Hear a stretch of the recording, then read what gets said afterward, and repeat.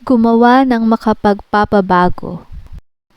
Ang salita, Mga Gawa chapter 2 verses 1 to 4. Ang pagdating ng Espiritu Santo. Nang dumating ang araw ng Pentecostes, silang lahat ay nagkakatipon sa isang lugar.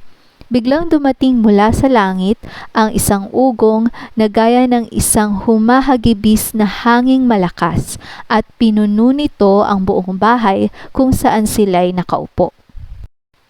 Sa kanila'y may nagpakitang parang mga dilang apoy na nahahati at lumapag sa bawat isa sa kanila. Silang lahat ay napuspos ng Espiritu Santo at nagsimulang magsalita ng iba't ibang wika ayon sa ipinagkaloob sa kanila ng Espiritu.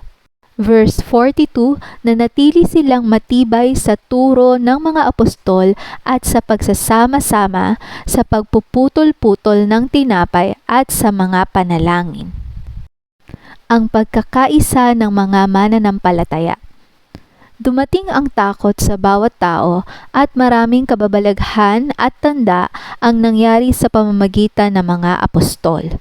At ang lahat ng mga mananampalataya ay magkakasama at ang kanilang ari-arian ay para sa lahat. Ipinagbili nila ang kanilang mga ari-arian at mga kayamanan at ipinamahagi sa lahat ayon sa pangangailangan ng bawat isa. At araw-araw, habang sila'y magkakasama sa templo, sila'y nagpuputol-putol ng tinapay sa bahay-bahay at nagsasalo-salo na may galak at tapat na puso, na nagpupuri sa Diyos at nagtatamo ng lugod sa lahat ng tao. At idinaragdag sa kanila ng Panginoon araw-araw ang mga naliligtas. Sa simula ng World War II, ang US at ang Pilipinas ay hindi direktang kasangkot sa pakikidigma laban sa mga Nazi sa Europa. Ang mga tao ay neutral o walang kinakampihan. Patuloy lang sila sa mga pang-araw-araw na gawain sa buhay. Ngunit nang salakayin ang Pearl Harbor, agad na nakipagdigma ang US laban sa masamang puwersang Axis. Milyon-milyong mga kabataang lalaki at babae ang nagboluntaryo para sa misyon. Paano natin nagiging misyon ang misyon ng iba? Kapag ito'y pinersonal na natin. Si Jesus ay may misyon na nais niyang ibahagi ng kanyang mga alagad. Gusto niyang makita natin na napakarami ng aanihin, ngunit kakaunti ang manggagawa. Maraming ani ang masasayang kung walang sapat na manggagawa. Hindi tayo kailangan ng Diyos para gawin ang kanyang gawain. Itataguyod niya ang iba kung ayaw nating humayo. Ngunit mawawala sa atin ang pribilehiyo at pagkakataong makibahagi sa ginagawa ng Diyos kung hindi natin gagawing ang kanyang misyon ay maging misyon natin. Ang kabaligtaran ng pag-ibig ay hindi poot. Ito ay ang kawalang bahala. Ang unang bahagi, ang paraan at ang pagmemensahe. Nais ng Panginoon na tayo ay maging kanyang mga mensahero. Ngunit hindi natin ito magagawa ng tayo lamang. Ang Diyos ay nagbibigay ng paraan upang tayo ay maging mga mensahero ng Ebanghelyo. Pagkatapos ng pag-akyat ni Jesus sa langit, ang kanyang mga disipulo ay patuloy na nagtitipon para manalangin. Noong sila ay magkasama noong Pentecostes, ang banal na Espiritu ay dumating upang bigyan sila ng kapangyarihan upang maging mga saksi ni Kristo. Ang pista ng Pentecostes ay ang kapistahan ng mga unang bunga at ito ay hindi nagkataon lamang na ang Espiritu ay dumating upang bigyang kapangyarihan ang mga tagasunod ni Jesus sa araw na iyon. Ito ang panimula ng kanyang simbahan. Ang banal na Espiritu ay ang paraan kung saan ang mga tagasunod ni Kristo ay maaaring magdala ng kanyang mensahe sa buong mundo. Maraming Kristiyano ang nalilihis at nagkakahiwa-hiwalay tungkol sa mga huling araw. Dapat nating malaman kung ano ang itinuturo ng Biblia tungkol dito.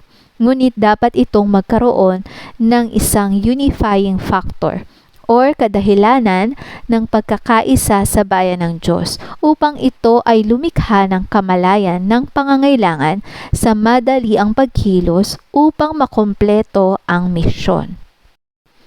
Ikalawang bahagi, ang napakaraming tao. Sino ang napakaraming tao na babahaginan natin ng Ebanghelyo?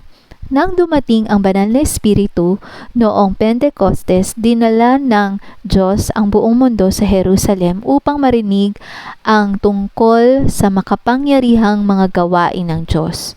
At ang pinakamakapangyarihang ginawa ng Diyos ay ang ipadala si Jesus para sa atin. Kailangan gawin natin ang kanyang misyon ay maging ating misyon. Maging empowered o mabigyang lakas sa pamamagitan ng Banal na Espiritu. Lumabas sa napakaraming tao at gumawa ng mga disciples, magsimula ng isang D-group, marahil may 12 na mga disipulo. Maaari mong buksan ang iyong tahanan para sa isang house fellowship, magdaos sa mga pag-aaral sa Biblia kasama ang mga katrabaho, anyayahan sila sa iyong D-group. Ang mga OFW ay maaaring maging instrumento sa paggawa ng mga disciples sa lahat ng mga bansa, mula sa gitnang silangan, Europa, Hilagang Amerika at Asya. Kabilang na ang pag-set up ng mga online na D-group at mga bahay na simbahan saan man sila naroroon. Ikatlong bahagi, ang mensahe. Ang mensahe na ating ibinabahagi ay palaging tungkol kay Jesus.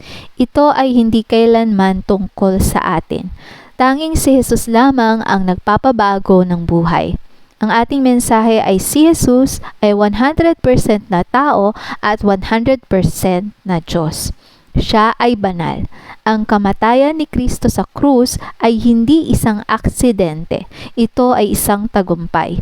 Hindi ito isang kabiguan dahil nakamit niya ang tagumpay laban sa ating mga kasalanan sa krus.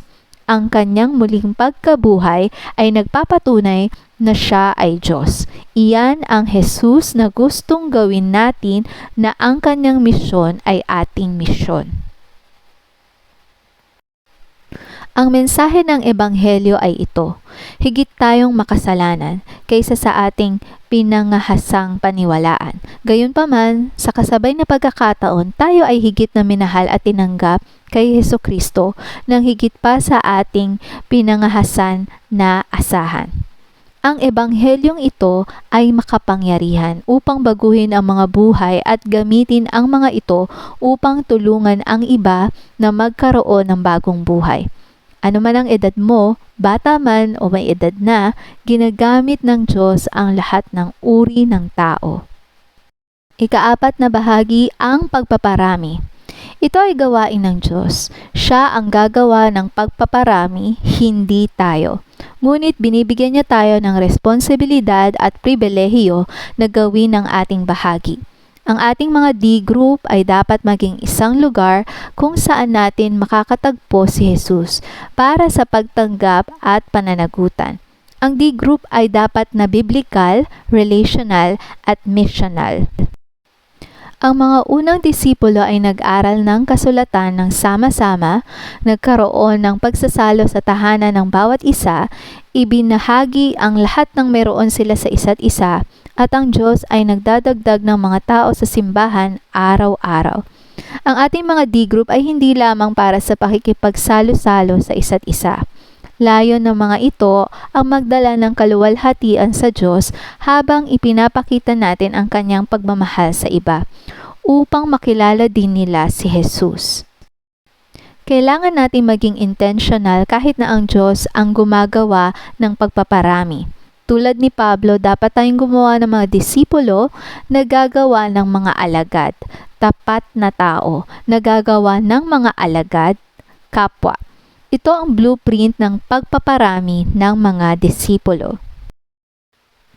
Ang misyon ni Jesus ay malinaw at simple, upang hanapin at iligtas ang nawala. Para sa atin na mga tunay na tagasunod ni Jesus, ang misyon na iyon ang dapat nating maging misyon. Kailangan maging personal ito para sa atin. Para sa mga hindi pa isinusuko ang kanilang buhay kay Jesus, kayo ang misyon. Kayo ang dahilan kung bakit siya dumating, namatay at nabuhay na muli upang sa pamamagitan ng kanyang espiritu na kumikilos sa inyo, na binabago ang inyong buhay, maaari niyong gawin ang kanyang misyon na inyong misyon.